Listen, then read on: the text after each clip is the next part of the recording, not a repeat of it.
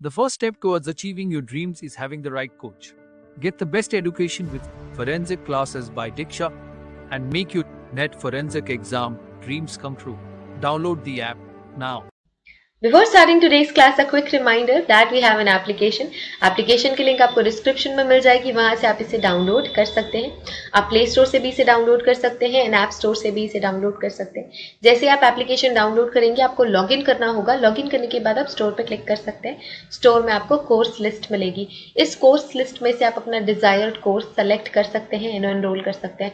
For example, अगर मैं forensic science net की प्रिपरेशन कर रही हूँ तो मैं फोरेंसिक साइंस नेट का कोर्स सेलेक्ट करूंगी. अगर मैं क्रिमिनोलॉजी की प्रिपरेशन कर रही हूँ तो मैं यूजीसी नेट क्रिमिनोलॉजी का कोर्स सेलेक्ट करूंगी. अगर मैं मास्टर्स की प्रिपरेशन कर रही हूँ और मुझे सेमेस्टर क्लासेस चाहिए तो मैं सेमेस्टर क्लासेस का कोर्स चूज करूंगी.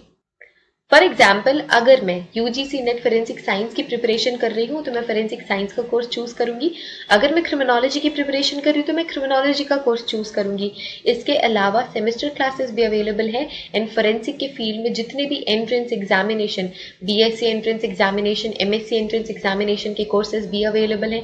इसके अलावा साइंटिफिक ऑफिसर, साइंटिफिक असिस्टेंट के कोर्सेज भी अवेलेबल हैं. तो आप अगर किसी भी एंट्रेंस एग्जामिनेशन, किसी भी कॉम्पिटिटिव एग्जामिनेशन की प्रिपरेशन कर रहे हैं फोरेंसिक साइंस या क्रिमिनोलॉजी के फील्ड से, तो वो सारी की सारी क्लासेस आपको सिर्फ और सिर्फ मिलेंगी हमारे एप्लीकेशन पे. तो हमारा एप्लीकेशन डाउनलोड आप कर सकते हैं. Get to download our application and start your preparation with us.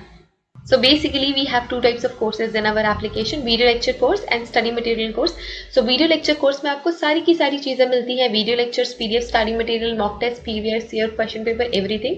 Study material course में आपको सिर्फ और सिर्फ study material, previous year question papers और मॉक टेस्ट मिलते हैं. वीडियो लेक्चर्स उसमें इंक्लूडेड नहीं होते हैं. So that's the basic difference between video lecture course and study material course. So it's clear now. You can join these classes according to your preparation and start preparing with us. Hello everyone, welcome to today's class. और आज की class में हम पढ़ रहे हैं blood grouping system. ये बहुत ही इंपॉर्टेंट टॉपिक है. आपके नेट के एग्जामिनेशन में भी ब्लड ग्रुपिंग से मैक्सिमम टाइम क्वेश्चंस आते हैं. अभी के नेट के एग्जाम में भी ब्लड ग्रुपिंग से क्वेश्चंस आए थे. इसके साथ ही साथ हम ब्लड ग्रुपिंग सिस्टम को देखेंगे कि ये किस तरीके से इनहेरिट होता है. मतलब एक जेनरेशन से दूसरी जेनरेशन, सेकेंड जेनरेशन में किस तरीके से पास ऑन होता है.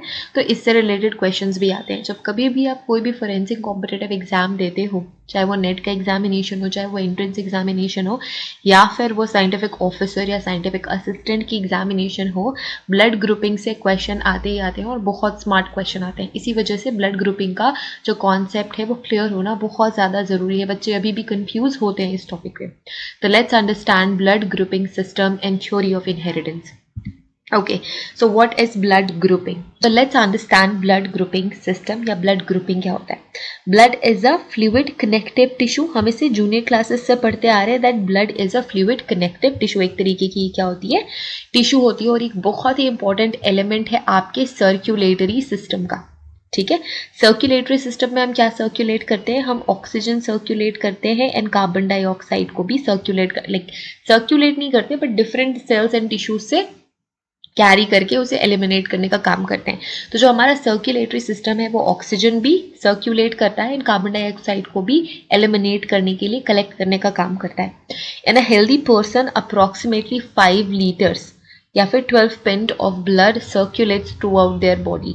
अब हमें ये पता है कि हमारी बॉडी में ब्लड सर्कुलेट होता है और यही ही मेन इंपॉर्टेंट एलिमेंट है जिसके थ्रू हमारी पूरी की पूरी बॉडी में ऑक्सीजन सप्लाई होता है. तो एक सर्कुलेटरी सिस्टम होता है जिसमें हमारा हार्ट एक बहुत ही इंपॉर्टेंट ऑर्गन है जो कि ब्लड पंप करने का काम करता है.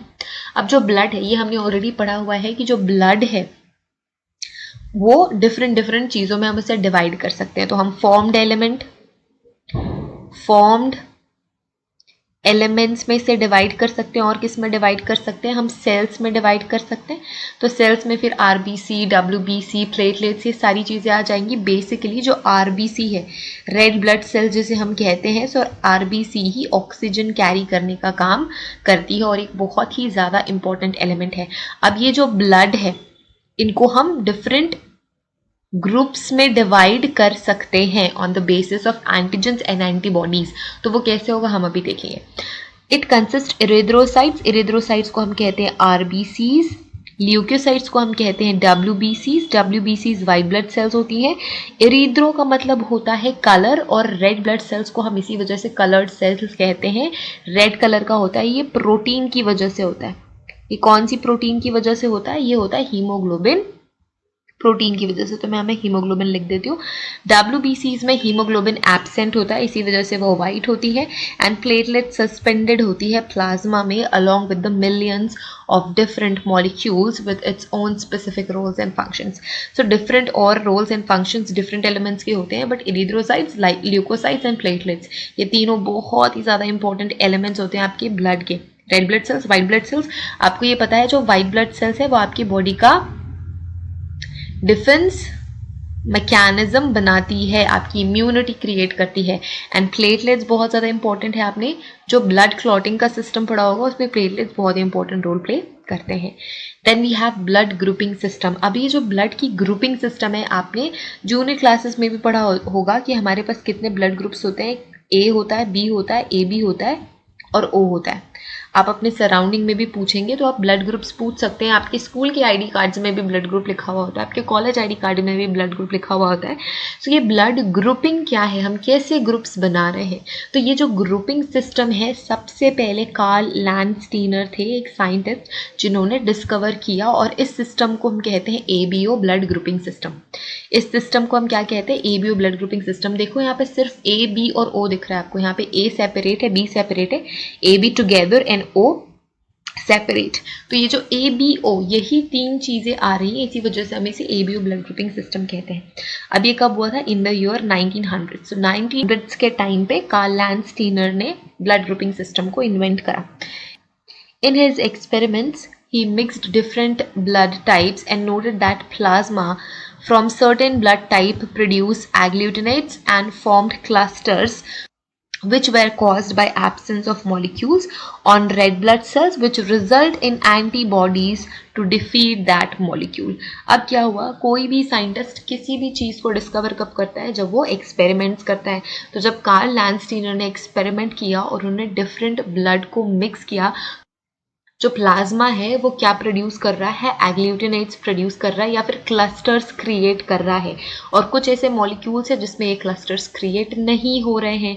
तो ये जो ब्लड सेल्स हैं, वो एंटीबॉडीज से इंटरैक्ट कर रहे हैं, एंड इसकी वजह से ही आपको क्लस्टर या एग्लूटिनेशन या प्रेसिपिटेशन देखने को मिल रहा था। He made a note that agglutination की वजह से हम ब्लड को 4 डिफरेंट टाइप्स में डिवाइड कर सकते हैं, और इसी तरीके से ABO ब्लड ग्रुपिंग डिस्कवर हुआ। इस डिस्कवरी के लिए कार्ल लैंडस्टीनर को नोबेल प्राइज में मिला। Really very important, blood grouping system invent करने के लिए इन्हें नोबेल प्राइज मिला। The blood grouping system is really very important for blood transfusion. Our immune system recognizes other blood type as outer material and attacks it if it is introduced in other blood group type of person's body. Immune system है वो इन्हें as a antigen detect करेगा और उन पे attack करेगा। इसी वजह से ये बहुत ही इंपॉर्टेंट डिस्कवरी रही कि अब हम ब्लड ट्रांसफ्यूजन कर सकते हैं। मतलब जो B ब्लड ग्रुप वाले बंदे हैं उनको हम B ब्लड ग्रुप ही लगाएंगे, जो A ब्लड ग्रुप वाले उनको हम A लगाएंगे, AB वालों को AB और O वालों को O। अब एक होता है यूनिवर्सल डोनर और एक होता है यूनिवर्सल एक्सेप्टर, इसकी भी हम बात करेंगे, ठीक है। एंटीजन एंटीबॉडी रिएक्शन के बेसिस पे ही ऐसा होता है।